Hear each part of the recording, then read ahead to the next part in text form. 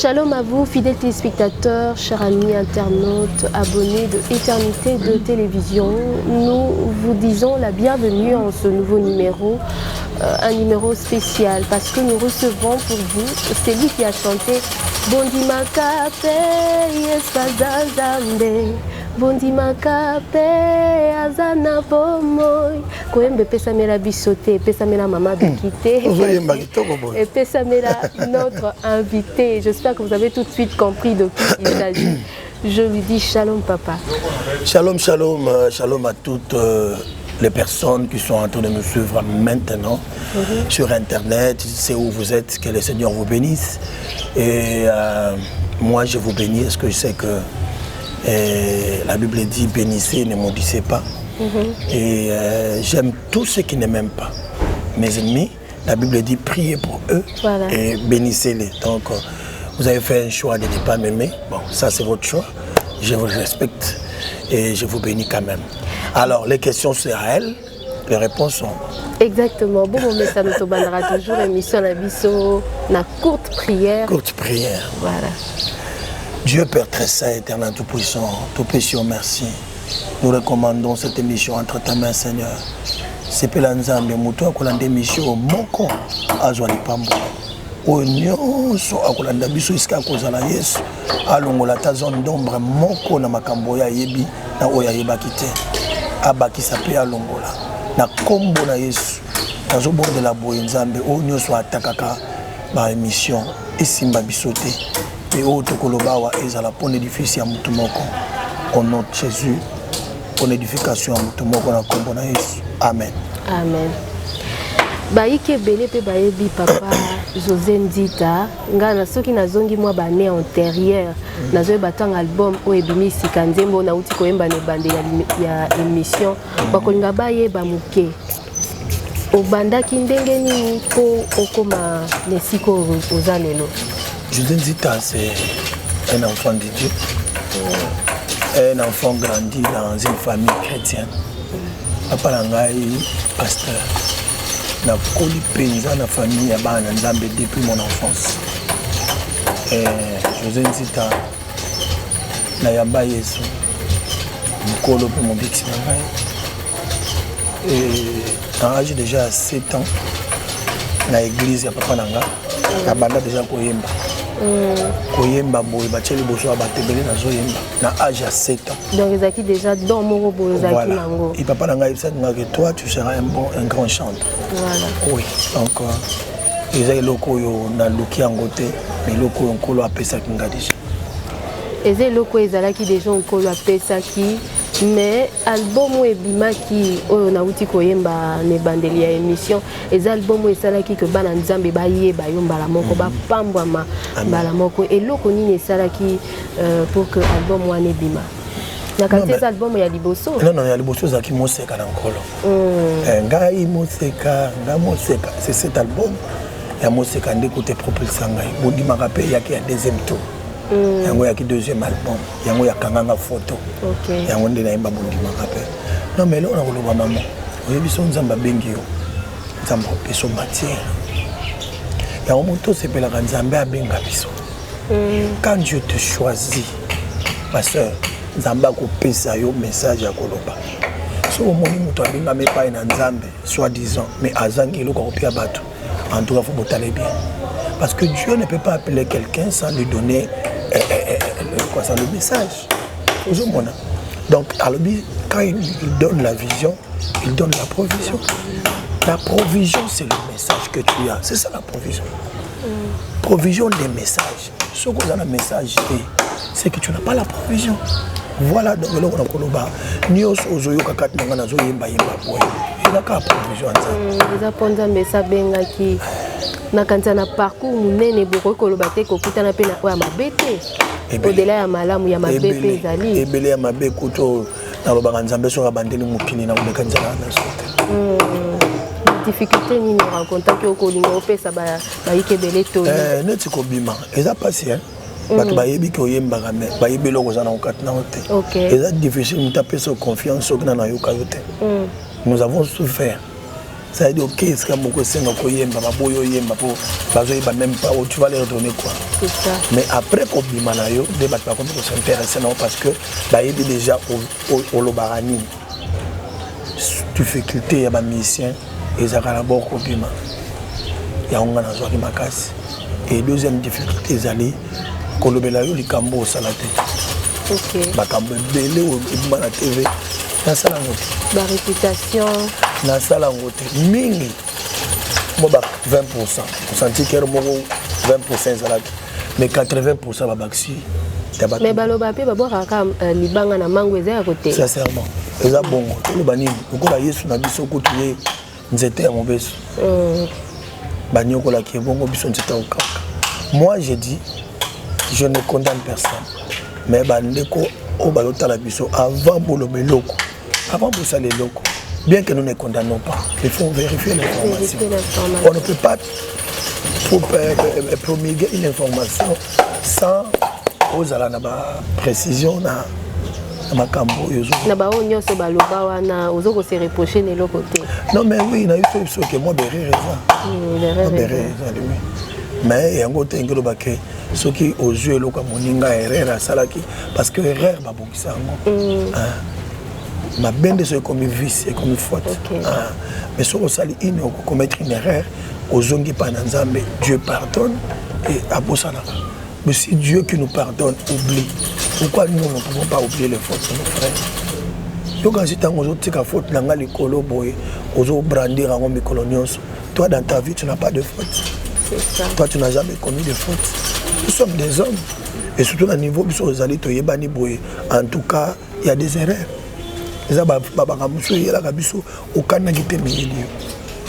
Alors au lieu de prier pour moi, toi tu préfères aussi les sangas les sources. Ba vraie cause na ngwe cause la nini po balobara maye ninga na pamba te. Te ba cause na ngwe za juste ka ba imprudence. Ba imprudence et ami baleza la ka nini ba distraction. Quand tu te distrais un peu, le diable profite. C'est ça. Akumoni moi porte à côté. Akumoni moi porte, oui mon fungoli. Ya oli si à côté na. Sincèrement ils ala ka wana. En réalité, ce qu'on pique dans Nzambe biloko na yangate, mais ce qui kako fungoli mis au sali erreur. Le diable vient directement parce que lui c'est un accusateur. Alors il doucement ni na quoi accuser biso na moi expérience au vivre wana conseil nyoko pesa na bana Nzambe o bazolando na ngonga oyo o Nzambe asi atomboli mwa muke bazana nkoyika mpiko mais ba ebite lobi eloko ni evozela bango bakoko ya na mwa distraction muke conseil nyoko pesa bango koke bakaka ok bako ozala prudent ozala prudent pour la Bible dit soyez prudent comme les serpents comme la colombe ngai na olo bana bande ko boy na ebi ke ya passe ko piquer na kat na Yesu Christ o sumuka te ya passe mais faut tout ça l'effort. La Bible dit Paul a lobby tout ce qui était pour moi un gain je les ai regardés comme une perte à cause de l'excellence de Christ. Ceux qui réellement ont gagné Christ, ceux qui réellement ont gagné Jésus, en tout cas il faut tout le monde à ma nous sommes qui perte. Nous nous efforçons. Ce n'est pas facile. Au moins, tu es aux alibois. Moi, je suis en train de moi, moi, je suis en train de moi, même le pasteur que vous voyez là, il y a des gens qui viennent à l'église pendant quoi ça m'a. Aïe, à l'homme, à ce qu'on lit bien la tibiabi, il faut ça la toi, quand on a besoin pasteur, on a besoin de quoi un pasteur. À Caneli en haut, mais ce que moi, on a stylisé, très joli, très belle. Bien à peine en bon il vient à côté de bureau na yo au talobi non moi c'est Azania. Tu vois maintenant moi c'est Azania au senti bien que a le bien et puis elle est tout pour toi elle se dit je suis là Azana bon na yo dépenser pelote. Tu vois le risque à Satan. Tu vois ce que fongoli misto pour mon que lui ce n'est pas une femme c'est le diable en personne. Ce que font les mises pour mon élo quand on a testé. Est-ce que vous pouvez vous rappeler un exemple pour nos païens? Oui, maman. Tu es bien, mais tu es au Banin, na minute tu es. Motokolanga José. Tu es bien que tu as l'exemple pour nos parents. Mais ce qui distraction est pour distraction ça nini. Ezaka muke. tant qu'on boit qui t'a mis ce côté au bout ça moi le sambo moqué le diable profite et un monde tout le bagana bango pas bon de la mine pour la puissance quand le diable le Dieu t'élève dans quartier aux gens habitent Tumbaka na bando de quartier. OK. Quand tu es élevé dans commune bando de commune de Bamouni. Quand tu es élevé dans ville bando de ville Bamouni. Mais quand tu es élevé dans quatre pays, c'est tous les sorciers du pays qui Bamouna. Bon chose à élever kasi na mokili mobimba. On dit tantôt qu'on évoquait les comme la distraction mais ça peut belé. À côté qui n'a moins distraction, à se rendre compte qu'il y a poussé ni musique en Zambie. Mais on l'a zonga, à zo continuer à nanzela, à zo continuer à nanzela, à na maldenza mais na buma wana ye na bolingo na ye, à zo utiliser ka. Amen. Et que on ne peut pas prendre la grâce de Dieu en vain. La grâce est là, la grâce coule, mais on ne peut pas prendre cette grâce en vain.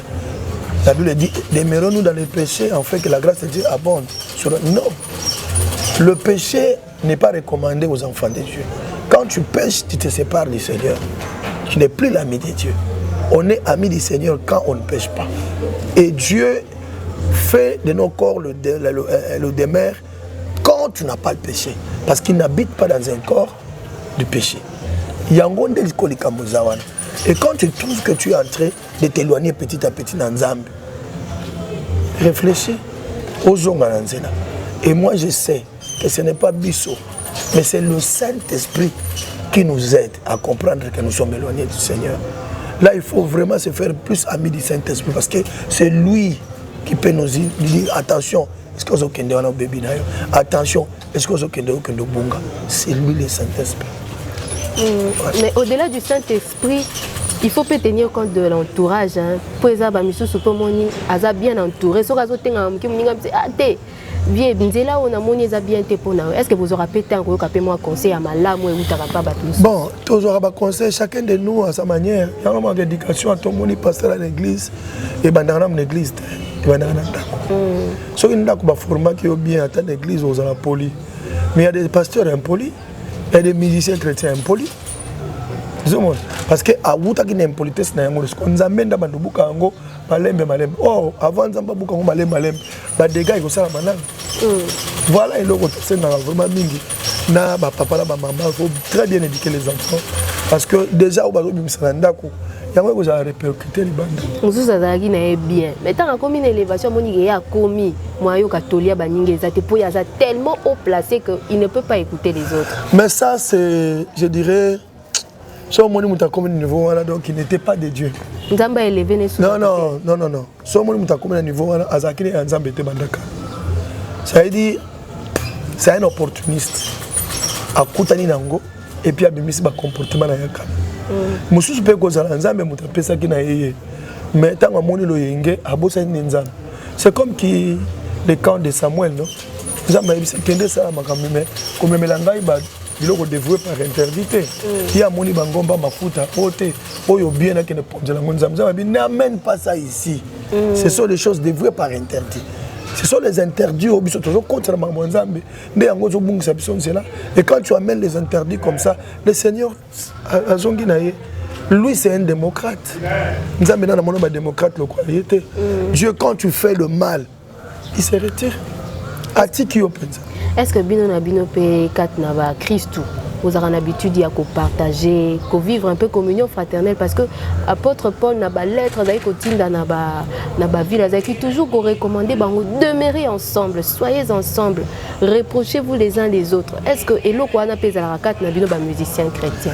Bien sûr que oui, mais sauf qu'il y a des gens qui n'écoutent pas, des gens qui ne nous donnent pas l'espace, qui que nous aussi nous ne donnons pas l'espace. C'est-à-dire que Aïda Malamu Motali a Galaxani. Yende maestro, yende na. Quand on se dit comme ça, on ne va pas écouter. Est-ce que vous pouvez ça pas vers Bani? Bien sûr. D'accord, mais comme ça, mais d'accord, tu as un bagage belé. Quand tu n'as pas de conseil. C'est vraiment. D'après ça, on a un conseil. Et ça va un peu. Voilà, parlons de Moseka. Comment ça fait que Moseka est arrivé à qui il y a quoi accrocher un grand nombre, il y a des mélomanes. Non, mais Moseka, il faut se dire, il y a qui message moko oyo bato bandimaki te ke kokobima pas un musicien. Parce que c'était une révélation qui parlait de l'église. C'était une révélation doctrinale. Okay. Et les gens qui aiment, qui sont dans la doctrine, c'est ça, c'est quelle révélation. Donc j'ai sorti vraiment donner la Bible. Parce que moi, la Bible, la Bible n'est rien d'autre que l'histoire de moi. Depuis le commencement, c'est ça la Bible. La Bible est à moi si, à ce que ne vers mobile, à ce que ne vers moi si naïe pour azouer. C'est ça. Donc, même dans l'ancienne alliance, même dans la nouvelle alliance, c'est le solo ya mobile qui va vers sa femme, qui veut récupérer sa femme. Mais tout ça, vous comprenez. Même dans la nouvelle alliance, pourquoi Koufa qui est colosse? Juste pour nous sauver. Pour nous prendre, nous amener chez lui, pour nous montrer le chemin, comment rentrer vers le Père. Parce que déjà la première étape, et maintenant le mari a quitté les cieux pour venir récupérer sa femme. À tous ceux qui l'ont reçu, à ceux qui croient son nom, il a donné le pouvoir de devenir. Nous sommes devenus en croyant. Nous sommes devenus en acceptant le Seigneur. Sans être enfant sans accepter le Seigneur pour devenir je suis le chemin, la vérité et la vie. Nathan wana Mose kezaki ko renvoyer biso vers le Père. Mais lelo na bandie mobile tozo kato eza plus nzambe pambolanga, nzambe salabo, nzambe. Donc on a plus tendance à commander, à demander en lieu et place de parler du message de temps de la fin comme c'était le cas pour Mose. Bon, je ne sais pas, je ne vais pas m'inventer ce que l'on dit, mais je vous conseillerais d'acheter l'album Résurrection, les récents albums. Et je dis au peuple de Dieu, vous ne serez pas déçus. Frère, c'est toi, c'est Yondeye. Je ne veux pas chanter, je ne peux pas chanter sans parler du royaume. Plus message j'attends de la fin et ça écarté. Non mais chacun de nous a mon avanzambe na ndenge na azwa pe makambo ya koyemba to ya nina ndenge na et misusu par la mondialisation et bungisi bango Yesu. En parlant de la mondialisation, on pense à l'argent, les matériels. À l'argent, les matériels. L'argent, le matériel, le succès. Vous voyez, donc, nous sommes world. Ok. Plus lui que Dieu. Mais on se déconnecte de l'originalité. Bien sûr que oui. Mais il faut que tous on appelle toi bâti. Où est-ce que nous allons? Ça c'est un message. Alors accepte qui pourra, comprenne qui pourra. Là je ne sais pas quoi dire parce que la Bible dit au temps de la fin les gens seront fanfarons, idolâtres, amoureux de l'argent, aimant plus les choses du monde que Dieu. Ça c'est une prophétie déjà. C'est Dieu qui a prophétisé. Qu'est-ce que je ferai? Bible oui, Bible dans l'Apocalypse que celui qui fait du mal continue à faire le mal. C'est lui qui sait faire le bien, continue à faire le bien. Lelo tozo yoka état de siège mais sali moi mikolo muke pour que obimisa moi album. Pourquoi album déjà. Non ma chérie, album déjà album depuis décembre on a mis ça qui Résurrection. Aïe aïe aïe, ça va, Léo. La comparaison n'est pas raison. Et bima kuna, et beti kutu mingi na Canal Plus awa, na ba trace. C'est quoi ça? C'est un problème qu'il y a ba corona de bomiam. OK. Des salut que et connaître Penza, mon peuple m'a casté. Mais Dieu fait grâce. Toujours 9 chansons. Jusqu'à 3 chansons. Jusqu'à 9 chansons, on a tout bois qui est derrière Zolinga.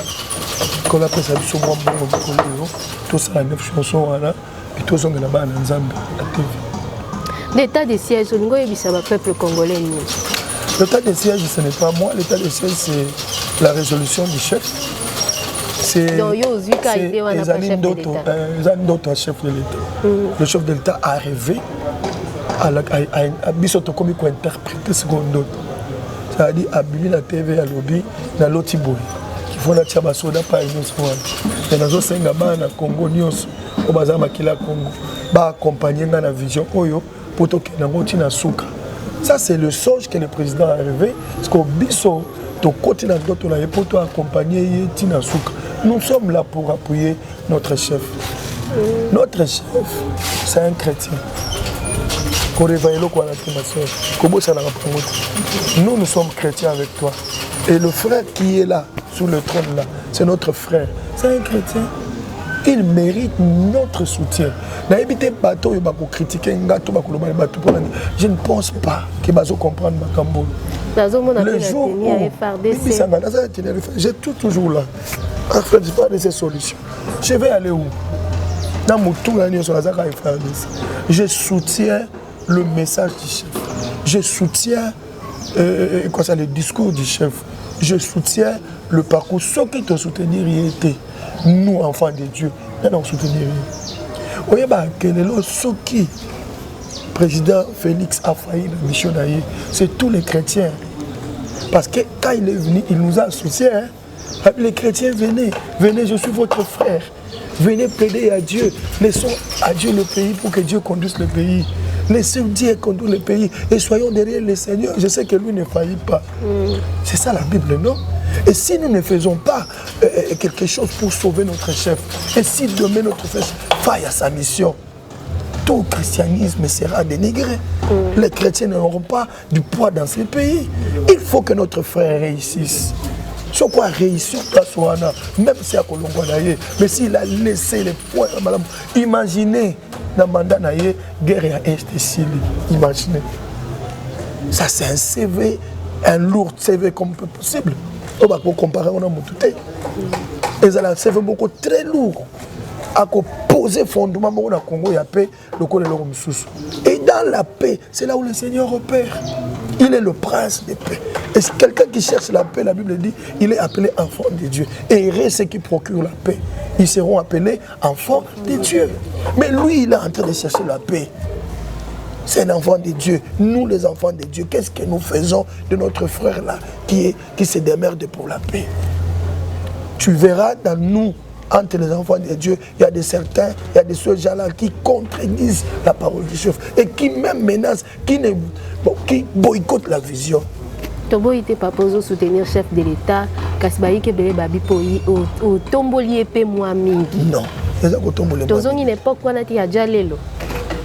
Ils ont tombé le mingi. Bata Djalelo balobalo ote. Bayaka oleki bango, yo mufinu kwa changu. Ils n'ont à Paris, ils n'ont pas un message.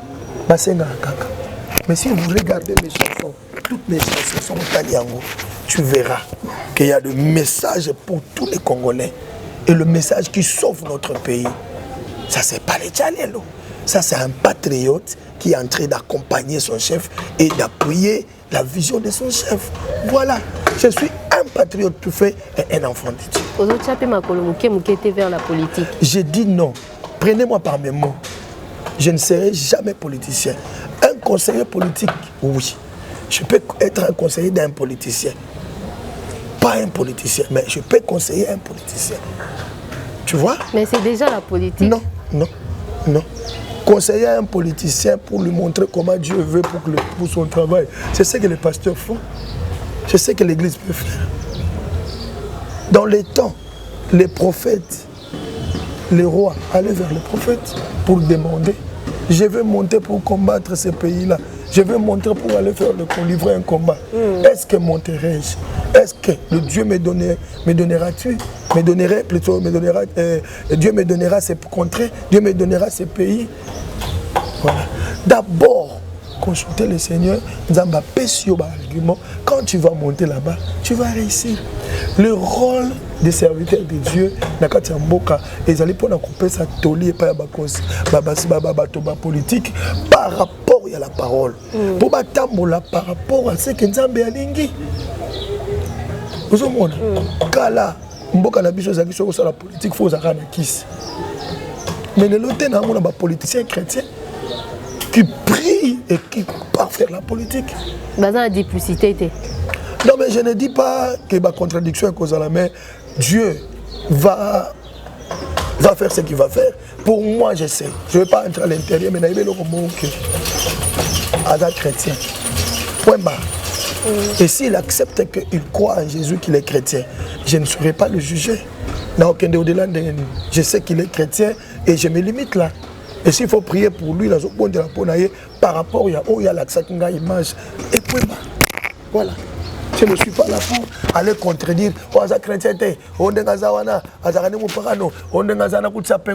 Non. Il a dit qu'il est chrétien et moi je sais qu'il est chrétien. J'appuie parce que la Bible dit si tu veux faire du bien, commence d'abord par tes frères dans le Seigneur. C'est ce qu'elle dit, non? Oui, oui. Vous n'êtes pas allé trop vite en besogne en travaillant en solo. Ah oui, oui. Mais sincèrement, on a la TV, associer les autres, c'est bon. Mais si tu as eu un message, que Dieu te donne un message, si tu as le message communautaire, ça va. Mais si tu as un message, je m'adresse à tous celui-là qui font du mal. C'est-à-dire, tout le monde n'est pas... ce n'est pas donné à tout le monde de s'adresser comme ça. Parce qu'il y a seulement le visionnaire, Dieu a dit, quitte là, va-t'en là-bas.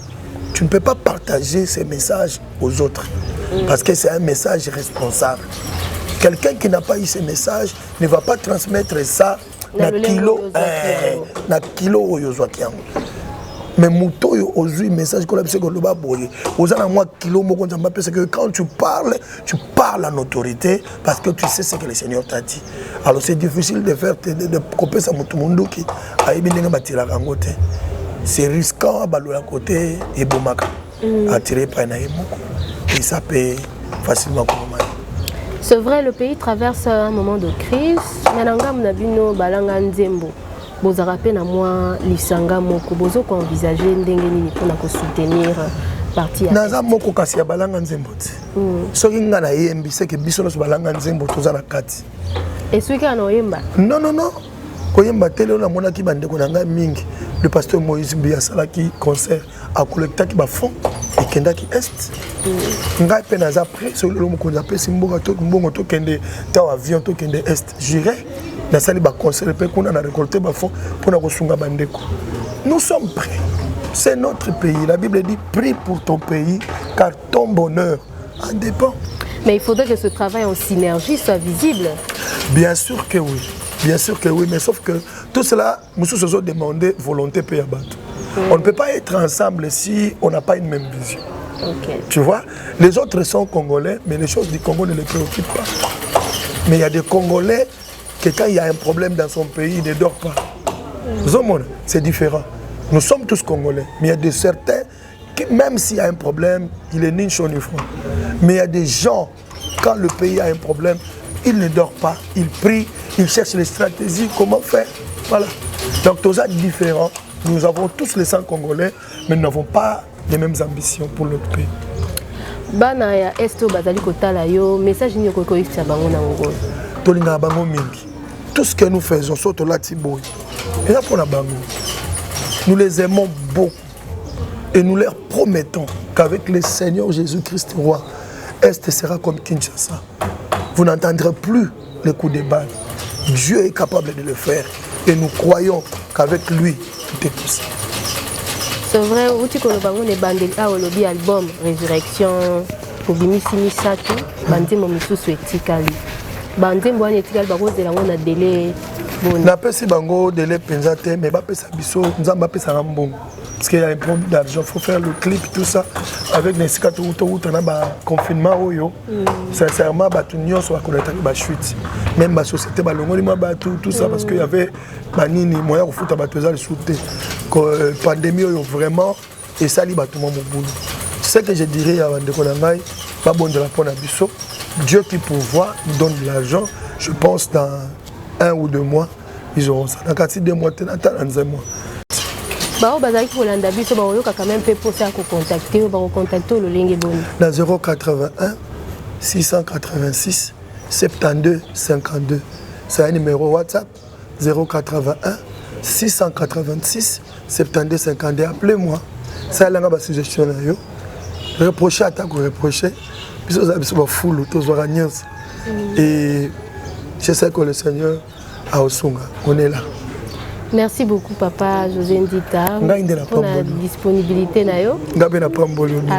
Et puis, ce que j'ai remarqué en vous, vous êtes très sérieuse et aujourd'hui, on a une question capitale. Merci beaucoup. Et je dirais aux abonnés de vous abonner massivement à la chaîne parce que déjà présentatrice Nango est très sérieuse et je sais que tu iras de l'avant. Je vois en toi vraiment une grandeur et je sais que le Seigneur va te propulser loin. Pourquoi pas peser autant moi camion à yo, moi climatiseur comme ça autant la son ça moïté. Avec cette intelligence et cette capacité que tu as, je sais que tu seras vite propulsé. C'est ma prière. Et on a polémique. Et je sais que quand on ressemble aux voitures, on a tout semble. On a sa dîme, on a action de grâce. On a dîme, on a une église. On a une action de grâce. Amen. Amen. J'espère que vous avez également dit Amen de partout où vous nous suivez, ici dans le pays, voire en dehors de nos frontières, les frontières de la République démocratique du Congo. Je sais que vous êtes nombreux à nous soutenir de partout dans le monde. Je vous dis merci infiniment. Je vous fixe rendez-vous prochainement pour un nouveau numéro. Mais je vous prie de partager ces messages qui a été vraiment bénissant, édifiant, très profond du frère José Ndita pour notre pays, afin que, en dehors de frontières, qu'il y ait quand même des gens qui puissent être bénis et édifiés par ce message. Je vous dis au revoir, que le Seigneur vous bénisse. Bye.